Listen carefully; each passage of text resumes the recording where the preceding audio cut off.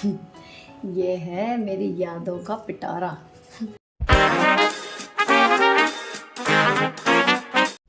Hello दोस्तों, कैसे हो आप लोग। Welcome back to the channel live life easy. ये व्लॉग है टीचर्स डे का, और टीचिंग के इतने लंबे कैरियर में मैंने बहुत ज़्यादा सेलिब्रेशन वाले टीचर्स डे भी महसूस किए हैं, और ऐसे टीचर्स डे भी मेरे टीचिंग करियर में आए हैं जब बच्चों को ये भी नहीं पता था कि टीचर्स डे होता क्या है।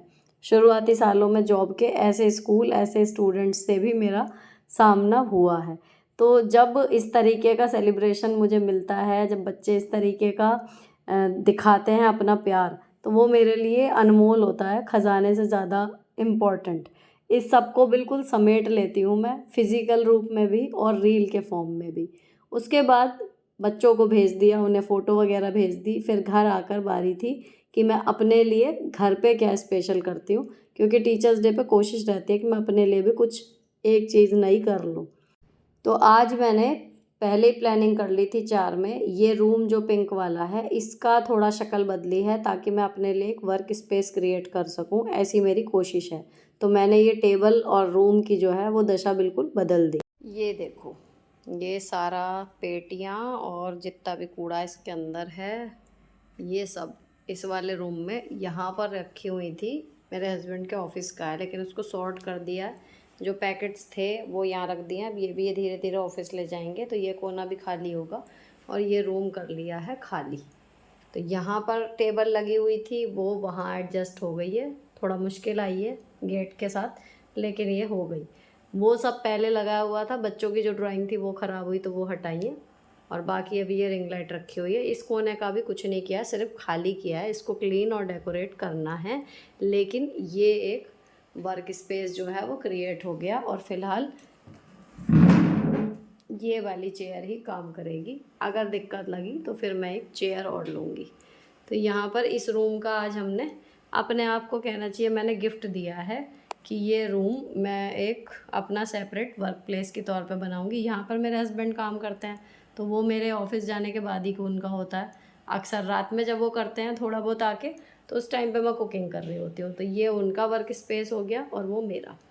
यहाँ पर ये है जी आज। और इसके बाद वो जो ड्रॉर है वो क्लीन की थी, वो आपको दिखाती हूँ उसमें क्या क्या था। और अब इसके बाद फिर कुकिंग के बाद फिर उन्हें बाद में खोलेंगे, तब देखेंगे ढंग से क्या क्या है उसमें। थोड़ी देर किचन में प्रिपरेशन वगैरह करने के बाद खाना मेरे हस्बैंड बना रहे हैं आज, तो मैं आ गई थी वापस यहाँ पर।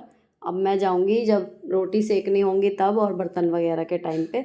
सब्ज़ी वो बना रहे हैं, तो मैं आ गई थी थोड़ी सी स्टार्टिंग में हेल्प करके। और ये ड्रॉर मैंने खोल ली थी, तो इसमें हल्का सा नीचे की साइड जंग आ गया है, क्योंकि ये लोहे की बनी हुई है, लकड़ी की नहीं है। तो यहाँ पर इसको साफ़ करने में जो इसके अंदर से सामान निकलता है ना, वो बहुत स्पेशल है, इतना पुराना। और बच्चे उसको देख के बिल्कुल कौतूहल से भर गए थे। इसमें क्या लगता है? ये आपका बच्चा कितना प्यार बन गया है ना। मम्मी पीछे क्या लगता है इसमें? ये अलग ही चीज़ है। मम्मी बहुत ही प्यारा पेन है ये ना ड्रॉर कम और टाइम कैप्सूल ज़्यादा बन गया। टाइम ये कैप्सूल। देखो मम्मा, तीन सीडीज मिली है आपको तो। पुराने जमाने की हैं। इसका तो पापा ने बताया था ये एक मूवी भी है। ये दिल आशिकाना। ये मूवी है। मुझे बर्थडे पे गिफ्ट दी थी मेरे भैया ने, मुझे ये पिक्चर बहुत पसंद थी। आई कार्ड, हमारी बेवकूफ़ियों की निशानियाँ हैं सब। बच्चे हर चीज़ को देख कर ना इतने, मतलब ऐसा रिएक्शन इनका आ रहा था कि खुशी भी और प्रश्न भी ढेर सारे कि ये क्या है, कैसे है, क्या हम इसको ले सकते हैं, क्या ये अब भी काम करती हैं चीज़ें। ऐसी ऐसी चीज़ें उसमें थी ना 2-3। तो इस तरीके का माहौल सा बन गया था। खैर, इनके प्रश्नों के संक्षिप्त उत्तर देते हुए जैसे तैसे इन्हें संतुष्ट करके मैंने बाहर भेजा, ताकि मैं तसल्ली से इन फ़ोटोज़ को और कागज़ों को और जो भी ये चीज़ें हैं इसमें उन्हें देख सकूं। क्योंकि यूजुअली मैं इसे अकेले ही खोलती हूँ, लेकिन आज ये था कि कमरा साफ़ करने में मुझसे ज़्यादा काम इन तीनों ने किया है। तीनों ने ही सामान वगैरह सारा आज निकाला भी है, साफ़ भी करवाया है यहाँ सारा कुछ। तो थी तो ये था कि इनके सामने ही खुल गई। एक आध बार इन्होंने इससे पहले देखी है, क्योंकि जब भी ये फ़ाइल खुलती है मैं अपने अर्ली 20s में जो है वो खो जाती हूँ, और कुछ फ़ोटोज़ तो इसमें बचपन की हैं। फिर चली गई थी बर्तन मांजने के लिए। अब किचन क्लीन करके फाइनली मैं आई हूँ। अब तसल्ली से मैं खुद भी देखूंगी सारी चीज़ों को, और उनमें से अगर कुछ लगा कि हटाया जा सकता है तो वो हटाऊंगी, और साथ में आपको भी दिखाऊंगी। तो चलो दिखाती हूँ, आ जाओ। ये है मेरी यादों का पिटारा, जो 1-1.5 साल में एक बार ही खुलता है। लेकिन अब इसको इतने दिन बाद देख के ना ऐसा लग रहा था, जब इसको पूरा ड्रॉर को खाली किया, तो कि ये ड्रॉर से ज़्यादा ना एक टाइम कैप्सूल बन गई है।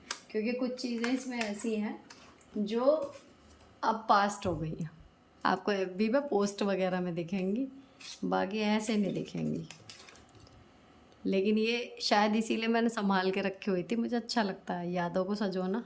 लेकिन कई बार आपको आगे बढ़ना होता है और चीज़ों को हटाना होता है, वरना आप जितना वज़न उम्र के साथ साथ यादों का लेके चलेंगे, उतना आपका आगे बढ़ना मुश्किल हो जाता है।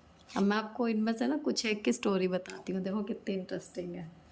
ये पटाखे वाला पेन मुझे पर्सनली शौक नहीं है, लेकिन ये मेरे हस्बैंड का बचपन का है, तो ये शादी के बाद इस ड्रॉर में आया था।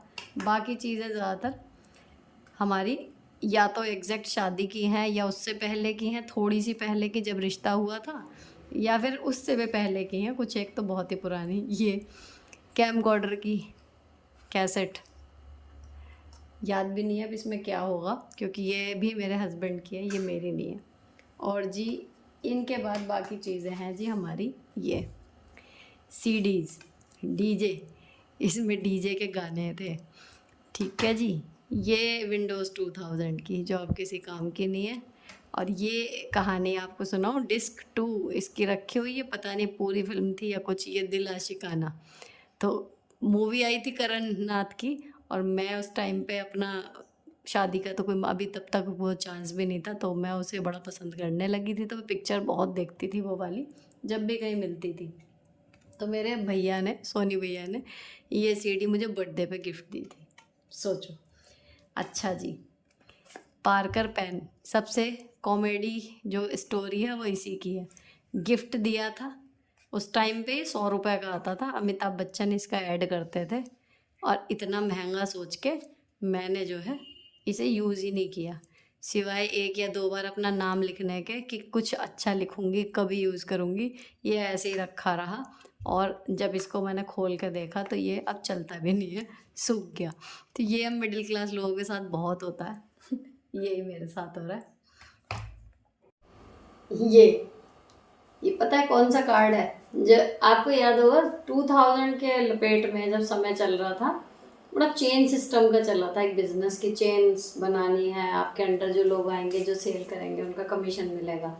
तो ये टोकन ऑफ माई कहना चाहिए बेवकूफ़ी, एक बेवकूफ़ी जो हमने की उसके लिए, और पैसों से भी नुकसान उठाया, किसी पर भी अपने रिश्तेदार पर भी पैसों के मामले में आंख बंद करके भरोसा नहीं करना चाहिए, कैलकुलेटेड रिस्क लेना चाहिए जितना आप इजीली बेयर कर सको। और उस टाइम मेरी मम्मी कह कह के थक गई थी मुझे और मेरे भैया को कि ज़्यादा कर रहे हो, मत करो, इतना मत लो, एक जना पैसे डाल दो, दोनों मत डालो। बट वी वर लाइक कि नहीं, हो जाएगा हो जाएगा। तो ये मेरा भी रखा है, मेरे भैया का भी रखा है। अब इसको सोच रही हूँ कि फेंकूँ नहीं फेंकूँ, ठीक है सबक ले लिया, लेकिन ये उस टाइम का कार्ड है। 1 रुपया भी नहीं कमाया था, और सस्ते ज़माने में 24-25 हज़ार रुपये हमने गंवा दिए थे दोनों भाई बहनों ने। तो ये मेरी बेवकूफ़ियों की भी इसमें कुछ निशानियां हैं, जिनसे मुझे हमेशा के लिए एक सबक मिला, लाइफ टाइम, ठीक है। एक ये देखो पेन, ये मेरे बचपन का दोस्त था, और उसने गुजरात से जब वो चला गया था यहाँ से, मेरा नाम इस पे सुनीता जी वर्मा, पापा का नाम का इनिशियल ये करवा के ये वहाँ से भेजा था मुझे। अगेन वही पार्कर वाले पेन की तरह गिफ्टेड था, सब कुछ था, यूज़ ही नहीं किया। अब ये जब आज मैंने खोला ना, तो आराध्या को इतना पसंद आया ये पेन, तो मतलब वो कह रही थी कि मम्मी मुझे दे दो, तो डैडी को दिखा दिया अपने कि इसका रिफिल मिल जाएगा एंड ऑल दैट। तो ये उसने अपने लिए बुक कर लिया। फिलहाल ये रखा हुआ इस तरीके का पेन। और दिखाऊँ एक चीज़, देखो फोटो के नेगेटिव, पासपोर्ट साइज फोटो चाहिए होती थी ना, उसके नेगेटिव रखे हुए हैं। और फोटोज़, ये मेरी बहन की मतलब आई कार्ड वाली फ़ोटोज़। और आपको दिखाती हूँ कुछ, बेहतरीन चीज़ें, पिक्चर हॉल की टिकट, मेमोरीज जुड़ी हुई है इसके साथ भी। पहली मूवी का टिकट जो इनके साथ मैंने देखी थी, बहुत बढ़िया। मतलब इनको जब भी खोलती हूँ ना इन फाइल्स को और ये, तो यही फीलिंग होती है हमेशा।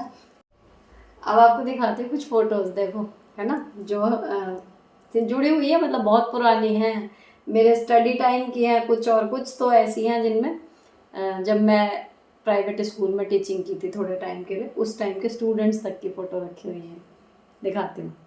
बस इन फ़ोटोज़ में ना कई लोग ऐसे हैं जो एक्सपायर हो गए, उनको देख के लगता है कि ये देखो, जब मैं टीचिंग करती थी प्राइवेट में तो ये टाइम टेबल हमें बना के ऐसे दिया जाता था कि कौन सा पीरियड कौन सी क्लास में है, ये भी रखा हुआ है मैंने।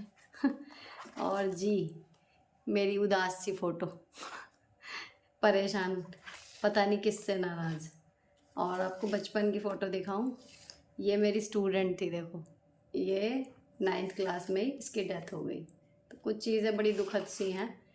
अच्छा, इनमें से देखो, इन्हें आप पहचानो, सोनी भैया। ये इतनी पुरानी फ़ोटो मेरे पापा की, जब वो यंग एज में थे।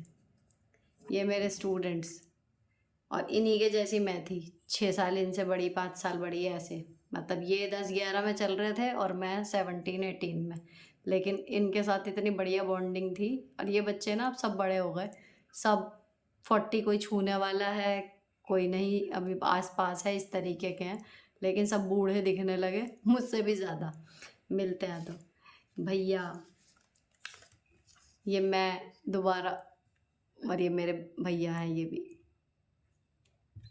मेरी मम्मी। ब्लैक एंड वाइट का ज़माना, और मेरे मम्मी पापा। लेकिन इन दोनों को हमेशा सामने देखने के लिए कोई नहीं मना सकता। कभी मम्मी इधर उधर देख रही होती थी, कभी पापा। तो ये बड़ी मुश्किल से एक आध बार ऐसे इनकी फ़ोटो खींची थी। तो यही एक फ़ोटो है जिसमें वो दोनों साथ हैं। मेरे पास और कोई फ़ोटो भी नहीं है, उस टाइम पे इतनी फ़ोटो खींचती नहीं थी। ये मेरी दोनों बहनें, ये रमा दीदी जिनके यहाँ मैं अभी गई थी, जिनके पोते के फंक्शन में, और ये मेरे से बड़ी वाली बहन है जो एक्सपायर हो गई। तो ये मुझसे 2-2.5 साल बड़ी थी। इनके बच्चे हैं, जीजा जी, इनके हस्बैंड। बड़ी पुरानी पुरानी फ़ोटोज़ जो हैं वो रखी हुई हैं इसमें, मेरे भतीजे भतीजी। तो ऐसे ही रैंडम फ़ोटोज़ हम लोग खींचते थे, ये मेरे स्टूडेंट्स। तो ये कुछ एक फ़ोटो जो संभाल के मैंने रख ली, वो अभी तक हैं मेरे पास। और इनमें से भी ये, इनमें से 1-2 जो हैं वो अभी भी जुड़े हुए हैं फेसबुक पे मेरे साथ। तो फ़ोटो मैं सोच रही थी आज इन्हें फ़ोन करके ना व्हाट्सएप पे इनको भेज दूँ, तो उन्हें भी ऐसे ही लगेगा।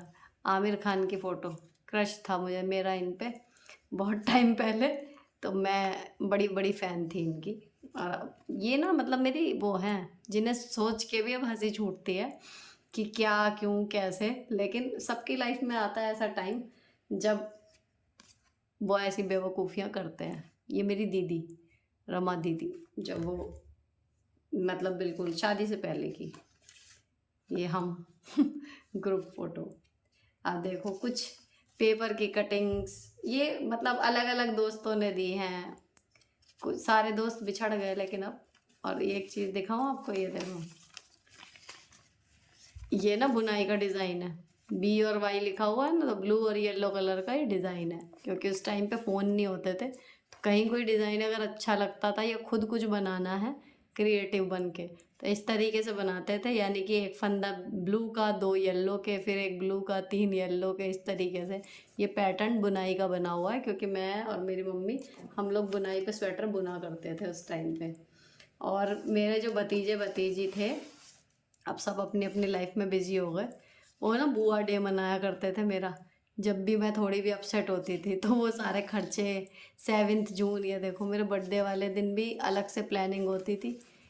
तो मेरे लिए अपने पॉकेट मनी में से पैसे बचा बचा के गिफ्ट लाया करते थे। तो ये वो टाइम चला गया, वो गिफ्ट भी शादी के बाद वहीं छूट गए। परिस्थितियाँ ऐसी बनी कि मैं दोबारा कुछ लेने भी नहीं जा पाई, सब इधर उधर हो गया। लेकिन ये जो कागज़ के टुकड़े हैं ना, ये अभी भी मुझे याद दिलाते हैं कि भगवान ने कितना प्यार मेरी किस्मत में लिखा था।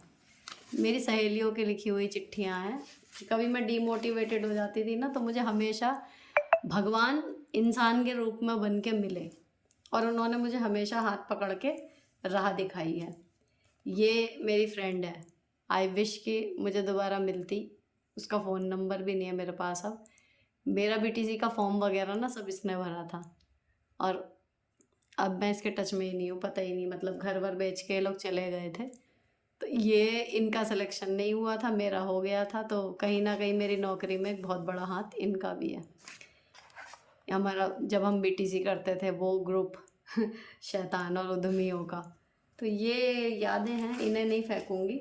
लेकिन हाँ, जैसे ये है ना, इन्हें सोच रही हूँ इस बार निकाल दूँ, क्योंकि कब तक और क्या ही करूँगी अब रख के इनका कोई यूज़ नहीं है। इन्हें हटा देते हैं।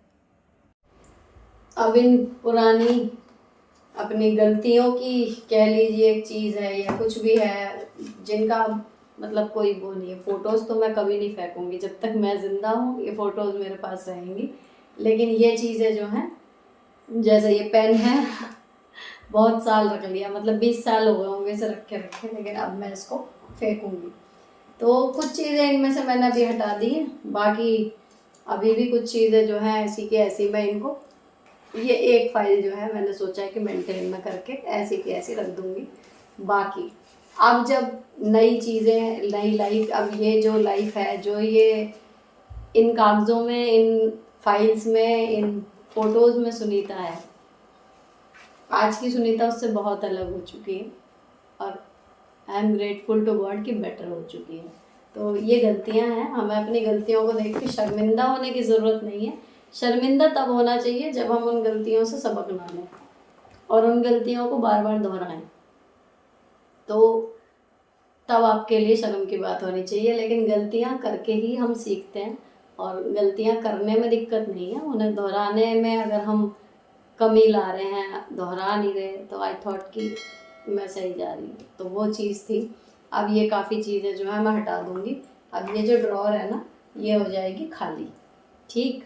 और इसे खाली करने के बाद अब इसमें जो सामान रहा करेगा वो यूट्यूब से जुड़ा हुआ रहा करेगा, डायरी और ये, क्योंकि अब मेरी लाइफ जो है वो है ये। अब आप लोग मेरी लाइफ का एक हिस्सा हो, लिव लाइफ इजी। अभी इसका जो करंट का यहाँ से जुगाड़ है, यहाँ पर क्योंकि स्विच नहीं है, ये सब मुझे अरेंज करना है। कोई एक्सटेंशन या फिर मल्टी वाला प्लग जो है वो मेरे हस्बैंड कह रहे हैं कि इसके लिए ला के देंगे, तब ये टेबल जो है वो पूरी तरीके से रेडी हो जाएगी। बाकी यहाँ से साफ़ हो गया, इधर का सब साफ़ कर दिया। ड्रॉअर में अब मैं ज़रूरी सामान अपना रख दिया करूँगी। एंड मेरा वर्क स्टेशन जो है वो बनने के लिए तैयार है। देखते हैं इस पे काम करके कितना और क्या अच्छा होता है, उम्मीद पूरी है। खैर, आज का टीचर्स डे और जी जो भी था, मतलब अक्सर टीचर्स डे पे नई शुरुआत करने की कोशिश रहती है, तो वही इस बार है। इस बार भी देखते हैं। तो ये हो गया है। अभी तबीयत जो है वो भी रिकवरी पे आ चुकी है। होप तो यही है कि 1 हफ्ते 10 दिन में बिल्कुल मतलब फॉर्म में मैं आ जाऊंगी। और उम्मीद ये है इस बार, उम्मीद नहीं, मैंने सोचा है ये कि मैं जितना अपने आप को खो चुकी फिज़िकली, अब उस पर दोबारा काम करूँगी। क्योंकि कहीं ना कहीं प्रायोरिटी के हिसाब से जब काम करने लगते हैं ना, और होते भी जाते हैं, लेकिन हेल्थ हमें पता है सबसे बड़ी प्रायोरिटी है। तो हेल्थ का मतलब ये था कि आराम, खाना पीना, ये हो रहा था। लेकिन कंफर्ट जोन ना आपका सबसे बड़ा दुश्मन होता है। अगर मुझे पैदल चलने में दिक्कत हो रही है, मैंने पैदल चलना छोड़ दिया। अगर मुझे जल्दी जल्दी कूदने में या तेज़ स्टेप से डांस करने में परेशानी हो रही है, मैंने वो छोड़ दिया।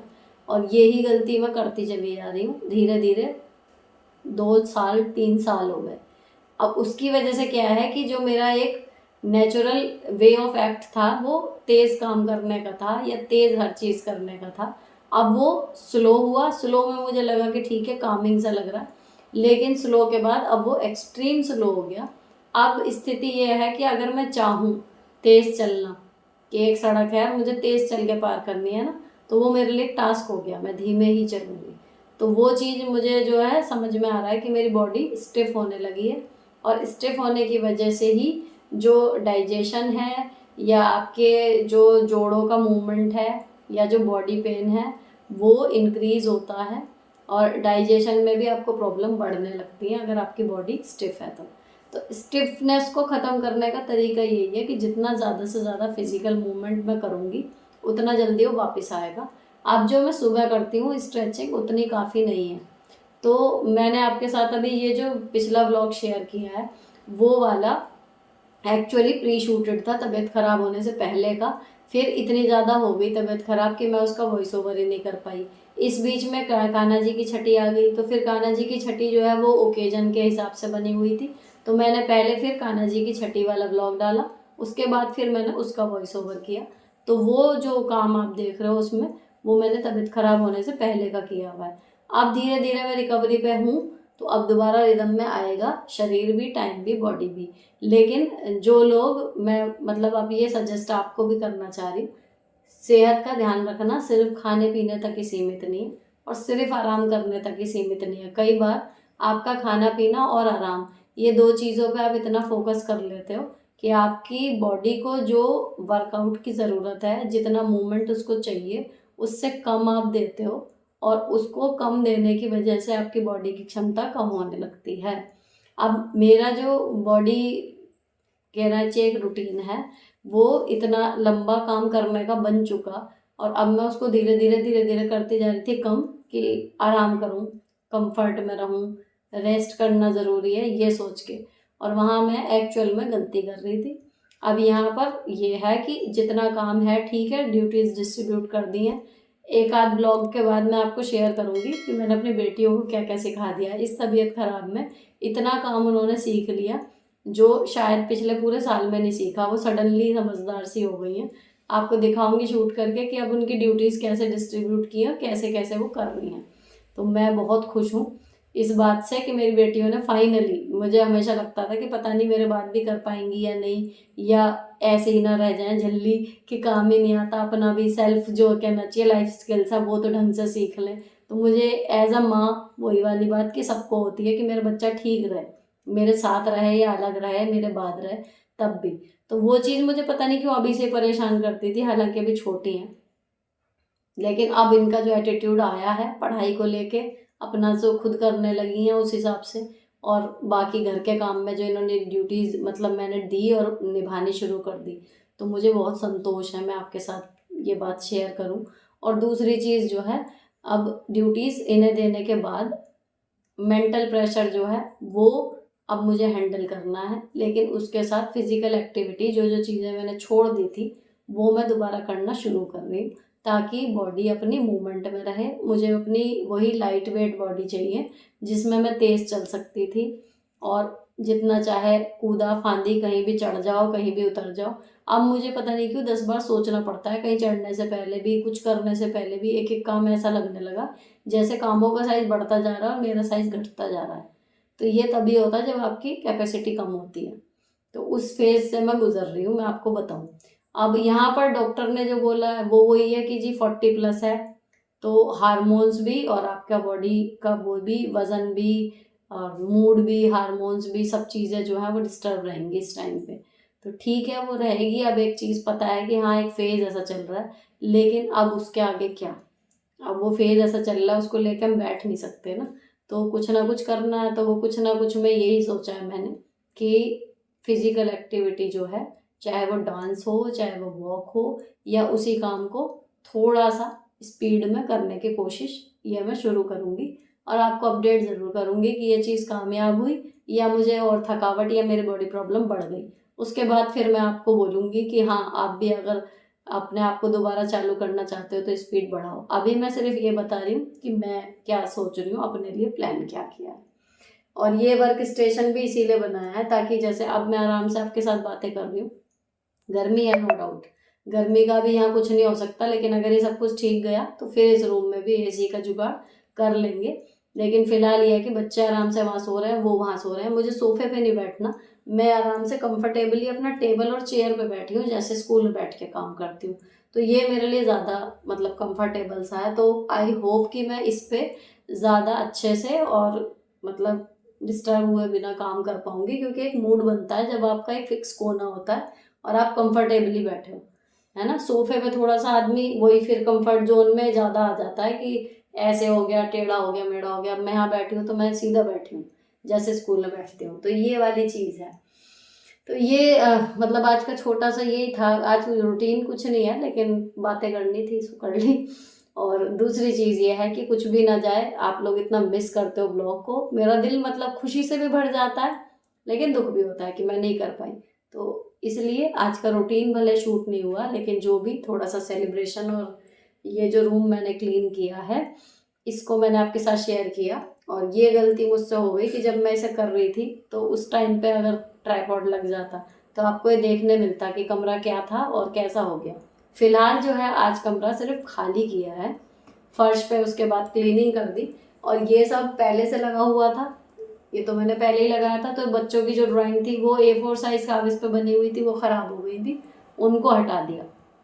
अब ये सारा ना खाली हो गया।